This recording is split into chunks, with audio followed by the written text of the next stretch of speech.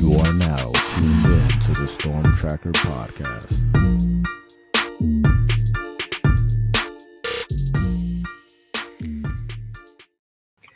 Welcome back, family, to the Storm Tracker podcast. Marcus Benjamin here with my guy Frank Tucker, representing the crib, South Florida.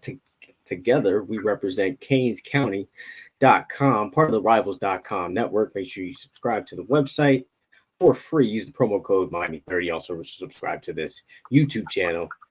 Like, share, and subscribe here at Live from Canes County. Plenty of news this week. It seemed like it was going to be like a quiet week when it started, but a lot of big news came out this week. You got Jahmile Addae, who decides to take a job with the Buffalo Bills, leaving Miami. Alonzo Highshmith, the GM of Miami, also leaving for the NFL to the Patriots. And we may have a new running backs coach in Matt Merritt as well. Yesterday was National Signing Day. I think a lot of people don't even realize it even happened yesterday with the new early signing period in this new day of college football. So we'll talk a little bit about the 2024 class, how Miami closed out, and predictions for the 2025 class. But big news, man. Jahmile Addae decides to go to the NFL. It was a surprise for me because this is a guy that was actively recruiting in the past couple of weeks. He was, of course, in Coral Gables, greeting and talking to a lot of different kids for their elite prospect day. But the NFL came calling, Frank. So what was your reaction when you heard the news? I wasn't surprised. This is something that we've kind of heard rumblings about for a little over a year now. Since last offseason, there was the issue of, was he going to get a contract extension or not this offseason? Have things been solid on the cornerback front from a development standpoint with Coach Addae? Absolutely. I think he's one of the better coaches at the position from an on-field perspective. Now, if you look at how things were in recruiting-wise, he didn't do a great job, right? Since Ryan Mack, there wasn't a single cornerback that committed to the University of Miami. And that was for the majority of the second half of 2023, where you didn't have a single cornerback lock into the University of Miami. And Yeah, I think Ryan Mack ended up being a steal for Miami, right? He's more of a three-star prospect and a legacy guy that I think wanted to go to Miami regardless of who the cornerbacks coach is. But if you look at how the position was recruited, it was kind of a failure in that regard, right? You missed out on Ellis Robinson. You missed out on Xavier Lucas. And that was two of the bigger targets at the position that they were focused on throughout the process. Anybody else that they really tried to go after that was a four-star prospect or higher really ended up not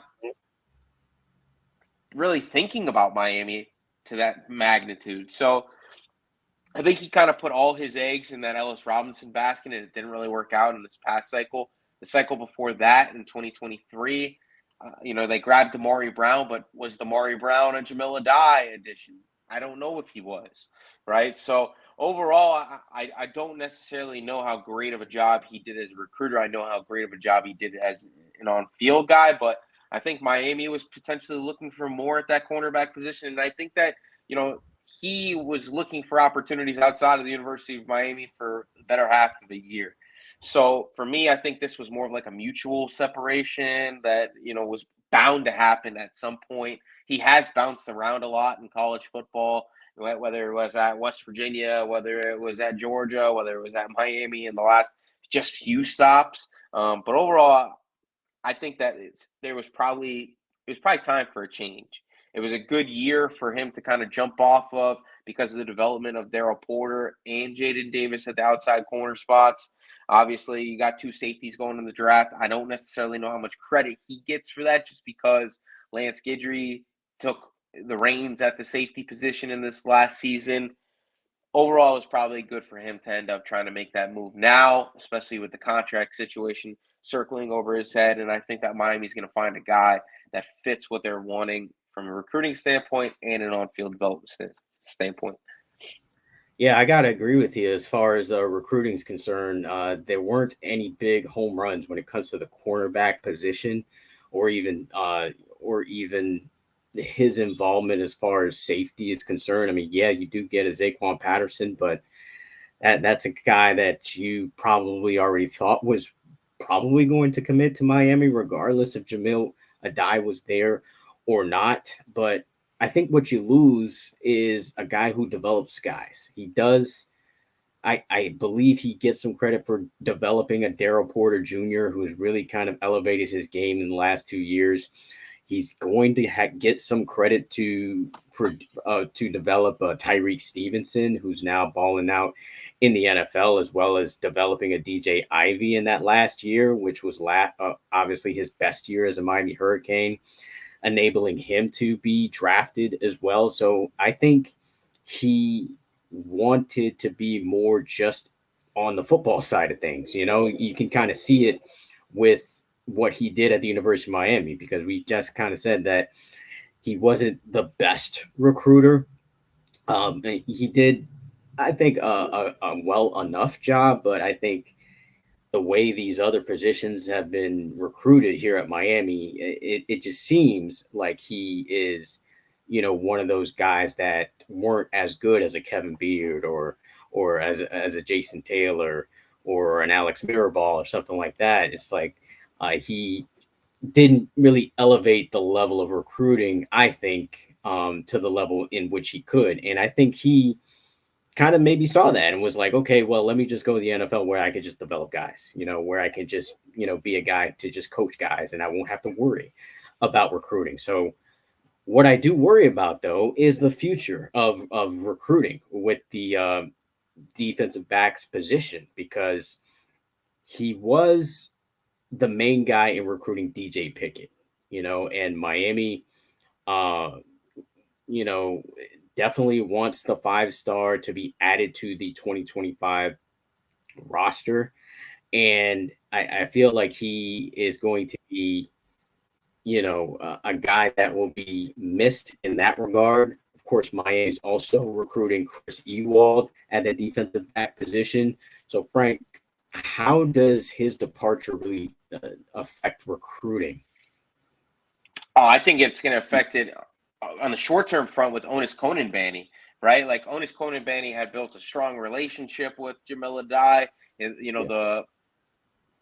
the foreign relationship that they have because of their family adjustment to the American life. Was something that he talked about when we had a discussion with him. I think that the relationship was starting to really build, and I think that he was nearing a commitment to the University of Miami. I did put him in a future cast for him to end up at Miami, and I think that I still feel confident about it. I think that the visit overall with the staff was solid, not just with Addae, but I think that he was a major part of that recruitment. I think that things were moving in a positive direction with Ewald as well. I think that he was putting his best foot forward in communication, especially since his decommitment. Everything that I heard was that that relationship was building, not just with Chris Ewald Jr., but with the family overall. There were multiple visits to campus for Ewald since his decommitment, and honestly, it was something where he started to become the coach that they were hoping for from a relationship standpoint. So I think it's going to hurt in the short term just because there's going to be some unknown, I guess you could say, at that cornerback position until they hire somebody. And I think that cornerback position is one of those hot spots from a position coach standpoints that it's supposed to be a recruiter type position, right? Like you hear like the common names like Corey Raymond, like an elite recruiter. Pat Surtain is a hot name in recruiting, right? Like Steve Klinkscale, who was at Michigan, was a guy who was big in recruiting. Like those are just a few names. Like T-Rob, another guy who coaches cornerbacks. Like those guys are known as recruiters of the position, not just as developers. So I think for the short term, like top teams around the country that have really good defensive backs coach are going to kind of take advantage of Miami maybe in the next, few weeks, saying, oh, hey, you don't know what's going on there, right? Like you're walking into a little bit of an unknown situation with DB coach wise. But overall, I think that Mario Cristobal is going to do the right thing and hire the right guy at the position. And I'm sure we're going to go over the options in a little bit, but I think I was gonna say, let's just go over those options that are out there, man. You got Chavis Jackson that's out there. You mentioned Pat Surtain, who could return home. I think that would be a perfect fit, reuniting with his old teammate, Jason Taylor, and just kind of returning to his old stomping grounds, being that he was the head coach of Powerhouse American Heritage. A couple of guys there that Miami is interested in. Brandon Harris, of course, if they want to go the long route, he's out there, and there's some other guys, that could be possibility as well. Who do you think ends up getting this job? I think Chavis Jackson is probably the hot name to talk about right now, just because of the relationship with defense coordinator Lance Guidry. He's a good coach. He's a young guy, 38 years old, has SEC experience. He's a former standout at LSU, coached at the Power 5 level at Kansas with Les Miles. Was a Nick Saban recruit, right? Won a national title at LSU. I think that he's a good up-and-coming coach that would be a solid hire. A couple other guys that I think are strong candidates and would be interesting would be Nick Monroe. I think he's the co-defense coordinator right now at Minnesota. He's done an excellent job of recruiting South Florida during his time in college football. Was a defensive backs coach at Syracuse and was able to snag some guys out of the South Florida area, including from places like American Heritage and others, right? Like he, was always at St. Thomas Aquinas, right? Was a common face at Miami Central. Like he's known throughout the South Florida circles. And then obviously he's upped himself from a position standpoint now at Minnesota, and is still in the Power 5 ranks. So he's an interesting name to me just because I think he's a plus recruiter. And then the other name is Steve Klinkscale from Michigan. There's so much uncertainty at Michigan right now because of the Harbaugh situation, him leaving to go to the Chargers, that whole entire defensive staff basically leaving to go to the Chargers. I think that he's a guy that would be a home run hire just from a recruiting standpoint and on-field development standpoint and a transfer portal potential standpoint, right? Because there's going to be a spring window that opens up. And if you bring a Steve Klinkscale in, I think things open up, and not just at Michigan, but around the country in regards to guys wanting to come to the University of Miami. And I like what Miami has right now at the defensive back spot from a cornerback and safety perspective. But overall, you could add some guys. Like, what if Will Johnson wanted to come to the University of Miami, right? Would you turn that down, right, to add him with the Daryl Porter and have still two young guys underneath those two experienced players? And then, obviously, I think that would almost lock in Chris Ewald as a former Michigan commit, that had a strong relationship with Klinkscale as a guy who was committed for almost 2 years in the process to that coach. So and then before that, like, been at Cincinnati. I think he was at Tennessee before that. Like, he's been at a few different places where he's recruited South Florida heavily. Now he's a national champion. He comes in, he's experienced. He's an elite recruiter, one of the best in the country, regardless of position coach title. He's going to be expensive, but Miami, if they want to win a national title, you got to be able to spend with the big boys, and this would be a perfect opportunity for Mario Cristobal and obviously the boosters to come and swing a big stick and grab the best guy I think that's available. Scared money don't make no money. We'll see Absolutely. how that works. Another name I kind of want to throw out there was Corey Parker, a cornerback coach at Toledo. I think he's done a really great job as of late, developing guys like Quinyon Mitchell, expected to be a NFL draft pick, and also familiar with South Florida guys like R.J. Delancey and Chris McDonald.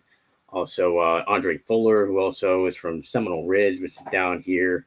So I think he could be a possibility as well. Toledo's defense intercepted like 12 passes in 2022. And they were like 10th when it comes to Pro Football Focus. I've got a full story on CanesCounty.com of 5 names to know for Miami's vacant defensive back coach job, which we, of course, will continue to monitor in the next couple of days. But also wanted to talk about Alonzo Highshmith. Just quickly, we could talk about that. Don't have to go really long on it, but he's a guy that kind of came in as the general manager to really kind of up the roster, which he helped to do for sure. But I always kind of heard from sources that he wasn't very involved in processes in this last year. He was kind of more so overseeing things and really not doing, I guess, as much as the other staff members, I guess, were doing as far as recruiting and putting together this roster. So I think he wanted another challenge. I think this guy is kind of more fit. His personality is more fit for the NFL. Definitely happy for him. Of course, he's an alum of the school. Great guy. Every time I had a chance to talk to him, always kept it real. But just your thoughts quickly on Alonzo Highshmith leaving for the New England Patriots. It hurts because he's one of the best talent evaluators, whether that's college or pro, right? We know that he's had his hands on a few of the evaluations that ended up at the University of Miami from like a transfer portal perspective, JUCO perspective. Obviously, Colby Young was one of his, home run additions. He's at Georgia now, and they're excited about his potential. I think that you're 100% right, though. The NFL is his calling card. He's going with a guy that he knows from the Green Bay Packers. It's an opportunity for him to resurrect a team that's going to have draft capital probably over the next, high draft capital over the next 2 years. And he's going to be able to especially being in college football as of recent, knowing the landscape of what was, the best talent in college football over the last few seasons. I think he's going to go in and he's going to do an excellent job. I don't think it necessarily hurts Miami. I think that Mario Cristobal likes having guys that he knows around him. I think he likes having guys that have, experience and are proven talent evaluators, have that keen eye. And he was one of them. He was just a trusted asset to have around, somebody that, Mario could go to. And not just Mario, but, the athletic director as well. He put out a tweet saying how much an asset he has been during his time at the University of Miami. And we know around a year ago, they talked about how he was taking a little bit more of a role in the athletic program and not just football. But every time I was around the football program, it was him talking about kids. Like, he knew what was going on in the recruiting circles, right? Like, he might not have been the guy on the phones per se, but he had his finger on all the evaluations that this staff was pushing for. A lot of the, NFL projections that we're starting to see along the trenches, I think that he's been part of that growth on this roster. And listen, I think there's definitely going to be, it's definitely going to hurt, but there's a ton of really good talent evaluators in this roster. Dennis Smith is one of the best director of recruitings, I guess you could say, I think, in college football in general. Mario has his hands in the recruiting more than any head coach in college football, maybe. Overall, they're still going to be fine in regard to recruiting. Totally agree. Happy for Highsmith to get that job, and happy for his contribution to the football program, really kind of upping the roster and really kind of setting the standard, I feel, going forward. Another tidbit of news that kind of came out, and I don't want to downplay it, but Matt Merritt has been reported to be the new running backs coach for Miami. Now, this is not official as of yet, but where there's smoke, there's usually fire. Matt Merritt was kind of, I guess, an odd name. It's not a name that I would say that most people had on their radar here. Just your thoughts, man, on Miami possibly going with Matt Merritt as the running backs coach, former running backs coach at USF. Yeah, I think Miami tried to dip into the big pool, right, of running back coaches, going after some of the hot names, but those guys are pretty entrenched in a lot of the spots that they're at, right? Like, a Jawan Sider is going to be hard to pull out of a Penn State. They pay him heavily. I think he has a co-OC title, so it's not an easy thing to go grab, a Jawan Sider or somebody of that caliber. So I think that they went and grabbed a young coach who's one of the best developers of talent from the FCS standpoint. If you go look at what he's done at places like Elon and James Madison when they were in the FCS ranks, he did a really good job at All-American caliber backs.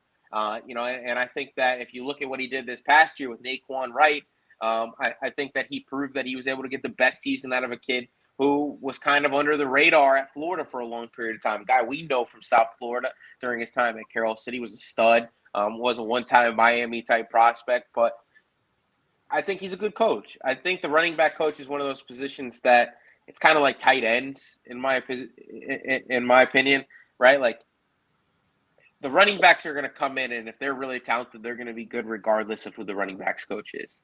It's going to be a position where it's going to be where a guy has to recruit well. He has to be young. He has to be able to build relationships. And obviously, Matt Merritt proved to the stat that he's capable of doing just that.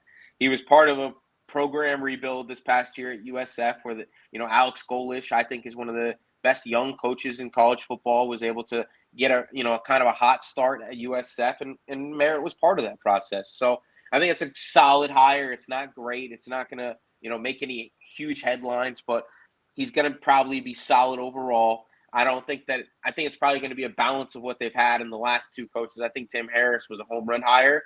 And I think that Kevin Smith was probably the biggest failure hire of Mario Cristobal's tenure so far. So I think it's probably going to be a balance of those two. And I don't think that there's going to be anything like super positive or super negative to come out of what's happening here. I think the key for that hire is that he is or was an associate head coach and also the run game coordinator. I actually had the privilege to go to the Boca Bowl and bruh, the longest game of my life, bruh. The longest game of my life, because USF runs a ton of plays. They run fast offense. So if he has anything to do with that, as far as the tempo of the offense, then I think it can only work into Miami's favor. I think at times Miami could have benefited from running a tempo type of offense. I think a lot of the times, I think they huddled maybe a little bit too much and couldn't catch the defense off guard a lot of times last season. So if he adds that element to the game, then yeah, I think it's a good hire. So we'll see, of course, if that indeed does come to fruition. We'll keep an eye on that as well. This week, Frank, we had National Signing Day. Miami finishes with the 5th ranked class, a top 5 class, like we predicted months ago would happen, that Miami would have a top 5 class. Last year, we had 3 freshmen that stood out on the field. You had a Francis Mauigoa, you had a Rueben Bain, you had a Mark Fletcher. And you were right on Mark Fletcher. I do want to say that. I remember you were saying that he would end up being the starter by the end of the year. He indeed did end up being the starter. Unfortunately, he's going to be out for spring, of course. But when it comes to this season, and when you look at this class, which 3 players do you think will be those type of impact players for Miami? Yeah, Zaquan Patterson is the first one, and we spoke about him on the last show as a guy who I felt like was going to be an immediate impact guy in that freshman class. Jordan Lyle, I think he's going to be a guy that, with how the running back position is, where there's so many injuries and the potential for a freshman to come in and make an impact early on, i.e. Mark Fletcher, what he did last year, I think that he's going to be a guy, even if he's not a starter, he's going to be an impact player at the University of Miami. I think that he's probably the most balanced back on the roster almost already from a talent perspective. He is a really good receiver out of the backfield. We saw him utilized in the screen game in a major way at St. Thomas Aquinas. He had huge plays almost on a consistent basis. He has a low tread on the tires, never had over more than like 120 carries in a season at any point. There's a reason that he's a top 5 back ranked nationally by us here at Rivals. He's an elite player that they flipped from Ohio State. I think that he's going to come in and he's going to make an immediate impact, whether that's getting 5 touches or that's getting 12 touches in a game. He's going to be a guy that when he spells Mark Fletcher, right, he could be a guy that becomes the second best running back on the roster or a 1B to Mark Fletcher. I know A.J. Allen is really talented. I know that Henry Parrish is still there. I know that Chris Johnson is an explosive player. And Trevante Citizen at one point was considered a potential program-changing back when he was added in 2022. But Jordan Lyle is special. We've seen that over the last 2 years at St. Thomas, and him just kind of take over that offense, which has produced some of the best running backs we've ever seen come out of South Florida. And I think he's part of that mold. Another guy that I think is going to be an immediate impact player is Justin Scott. I think that there's a need at defensive tackle right now. You lose Leonard Taylor, right? I know Leonard Taylor didn't live up to the billing of being necessarily always the best defensive tackle in the ACC on a consistent basis, but he was definitely a high caliber player that is now going to potentially be a first-round draft pick. And there's a reason for that. He was really good at the University of Miami when he was on the field. And I think that Justin Scott has the potential to be just what Leonard Taylor was as a true freshman. He's extremely talented. We've seen him be an absolute freak at the high school level, running the ball at times as a running back, which is almost unheard of when you're 310 pounds and 6'5". So he's a freak athlete that I think is going to begin as a rotational guy early on. But like I said about Mark Fletcher last year, I think he ends the year as a starter. I love Ahmad Moten. I think that he's going to be a guy that's probably going to get the early reps. I love what they got out of the transfer portal, right? And Marley Cook and the kid out of NC State, but CJ Clark, right?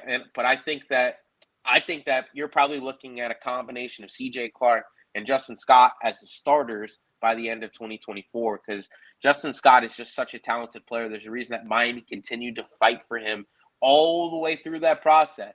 He might be the most talented player that they added in this class, and that's saying a lot because you added 3 5-stars in this 2024 class. That's a top 5 class in the country. Justin Scott was a guy that hurt Ohio State when he decommitted, and he's special. He has first-round draft pick potential.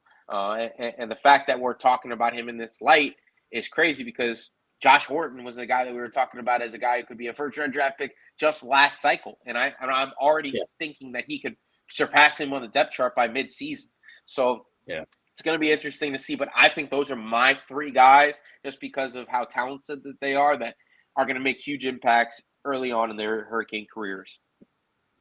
Yeah, this defensive line is just absolutely loaded, man. And it's hard for me not to pick a defensive lineman that is going to make an immediate impact. And I'm just going to go with the 2 guys that really shined in the All-Star games. And that's Marquise Lightfoot, who earned his 5th star with Rivals, and also Booker Pickett. Like, I feel like these guys will be in the rotation as far as, being pass rushers or, even in first or second down roles, because you have a Rueben Bain and then you have a Jaden Wayne and you have Nigel Lee Kelly, but Jabari Harvey has now left the program, got a couple other guys who decided to leave. It's going to create competition. And I think those guys are going to be hungry to get on the field. And I could see, just like last year with Rueben Bain, I could see a Booker Pickett who really, I think, people really started to understand on a national scale how great he was in the past month.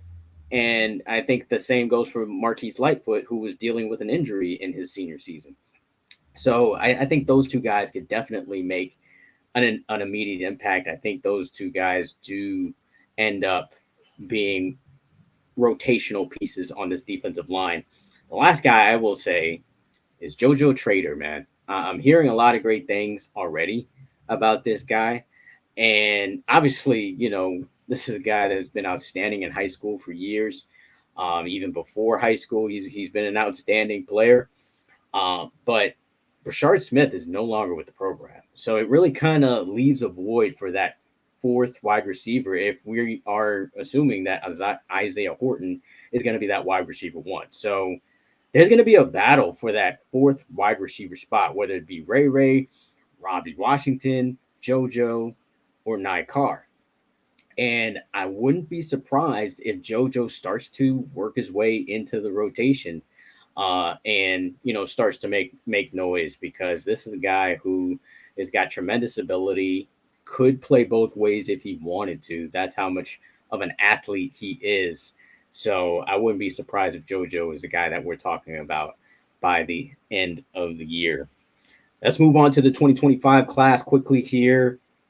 Miami's already got a jump start on that class with Waden Charles, who we all think is one of the best receivers down here in South Florida. Luke Nickel, definitely the MVP at Battle Miami, has been better than advertised, I would say. And then now we have also, let me talk about Elijah Melendez, who I heard from Coach Guidry himself that he was really high on this kid, calls him Baby Ray, as in Ray Lewis. So that's how highly he thinks about Elijah Melendez, who's an absolute beast. And now Lamar Williams, who was added to the class. I had a chance to talk to him as well on campus. And he, loved Miami, obviously decided to commit. And now where does this class go from here? Miami ends up with the fifth class here in 2024. If I would put an over under on it, and you could say, whatever you want on the players that we have already committed to the 2025 class, but over under for the 2025 class, Miami over 5, as in, do they get over a top ranked a fifth ranked class, or under a fifth ranked class for 2025? Oh, I think Miami is going to be a perennial top 5 class team for the entirety of Mario Cristobal's tenure at the University of Miami. I think that he's probably the best, like I said, head coaching recruiter in college football, just his personal approach to how he does it. And so I think, there'll be a top 5 class, because I think Luke Nickel is going to make a huge jump up throughout the process. He was a state champion in Georgia, player of the year in Georgia, showed what, on a national scale at Battle Miami against top competition, helped win that tournament for Cam Newton's 7-on-7 team. He looked like he was more of from a size standpoint, the prototype at the position, and he's really, really good. I think he ends up as a top 10 quarterback from the pro style position. We know that they're probably going to add 1 or 2 elite backs. That's just what Mario Cristobal does. They just got a head start at the offensive line position by adding Lamar Williams. This was a 4-star offensive tackle.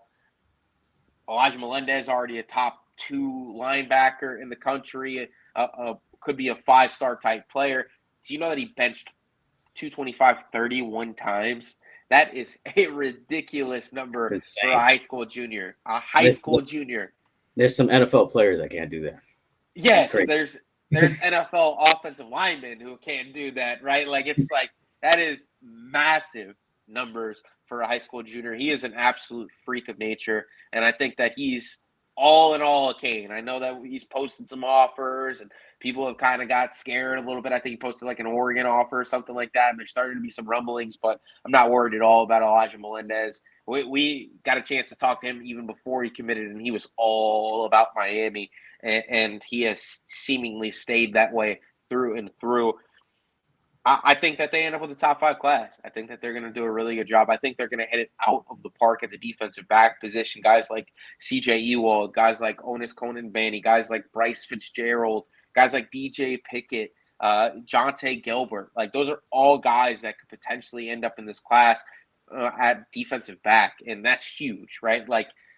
We've seen them kind of take single positions and focus on that from a major prospect standpoint, like the offensive line in 2023. This past one in the defensive line position. I think they did that with the receiver position this last class as well. Now they're going to do that with the defensive back spot, and I do think that they're going to do that at linebacker as well. If they're able to just round out this team at every single position group with major 4- and 5-star prospects, you're going to start to compete for major, college football, standings, right?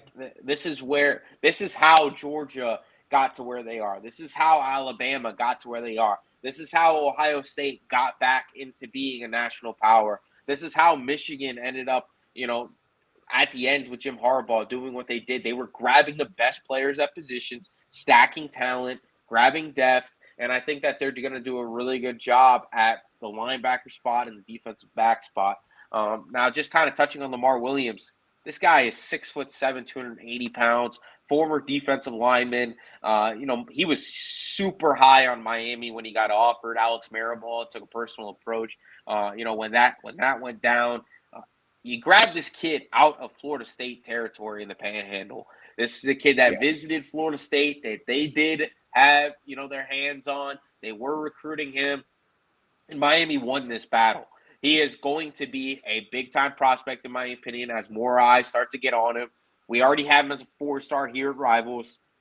I think that he could be an elite-level player, right? I think that they kind of took some guys that they were high on from an evaluation standpoint in the 2024 class, not so much 4-star caliber guys. Derek Class probably being, the most talented guy from a recruiting standpoint. This is a guy that I think is going to move up the rankings. Very similar to a Luke Nickel, just because you can't teach 6'7", 280-pound athletes at the offensive tackle position, and he is that. And a really good kid as well. Every time you talk to him, like soft-spoken kid. I love the addition. I love the addition. And late riser in the recruiting world. Like was a basic unknown up until like right before the season this year. As more and more people got eyes on him in the summer, those offers started coming out. I think that he's going to be a 20-plus offer guy by the end of his senior year, and Miami's going to have some competition to keep him in the class. So something to watch there. I do like where Miami's at with him. I think that he's rock solid to the University of Miami, very similar to Elijah Melendez, but there's going to be competition on that front to grab him on National Signing Day, early signing day next year or this year in December, because he's extremely talented. He's a legit 6'7", 280, the real deal. Yeah, definitely. Love what I see from him on tape. You can, of course, see our guy Steve-O break down the film of Lamar Williams on CanesCounty.com. And Miami snatched another player, like you said, from Florida State territory, just like they did last cycle with Artavius Jones committing to Miami. Miami does well when it comes to grabbing kids from Florida. 14 kids, prospects, ends up in the class for 2024. What do you think that number is? And 9 of them for South Florida. Do you think that number stays like that for the 2025 class? Is it over or under those numbers? I think it's probably going to be around the same. I think that majority of the receiving class is going to be from the state of Florida, just because there's so much talent at the position in 2025. Defensive back wise, right? Like if you consider a DJ Pickett, if you consider a CJ, well, that's 2 guys that from the state of Florida. Running back wise, they're probably going to get 1 from the state of Florida. I think offensive line wise, you got Lamar Williams. You could probably grab 1 more throughout the state. I know that they're going after some guys, in the state of Florida, that are big-time offensive linemen, right? There's a guy out of Sumner. I think there's a guy out of Seminole that they're going to go after as well. Like a lot. Yeah, so overall, I think that they're going to hover around that 15 number for Florida prospects, just because there's just so much talent in 2025 in the state of Florida, as there usually is. But I think Miami's still going to add 25 to 30 guys in the recruiting rankings. There's going to be some attrition just over the course of Mario Cristobal's tenure, just because he is a tough coach. They're not going to wait around for guys to figure out what they are. I think that they're going to be tough in building this roster through and through. They're not going to wait on guys. You saw that with the 2022 prospects. Like, there are some guys that we thought could be studs, and they kind of just pushed them out of the building a little bit, right? Like, Cyrus Moss was the guy that we thought was going to be a big-time player, and ended up being someone that had to go a different direction because he just didn't come to fruition. So overall, I think that Miami's going to be around that 25-plus number in the 2025 cycle once again, and probably a good portion of that is going to come from homegrown prospects. Last question here, just to compare the recruiting to the rivals. Miami ends up, like we said, with the top 5 class. FSU ends up 12th, and Florida ends up 15th. what jumps out to me is the fact that Florida State nearly made the playoff, bro. They nearly made the playoff. I mean, albeit they had a lot of contributions from transfers, but so did Miami. And for the future, though, does Miami continue to beat out Florida and Florida State in the Mario Cristobal era? Is this like done? Because it certainly feels that way right now, especially coming off a 7-6 season.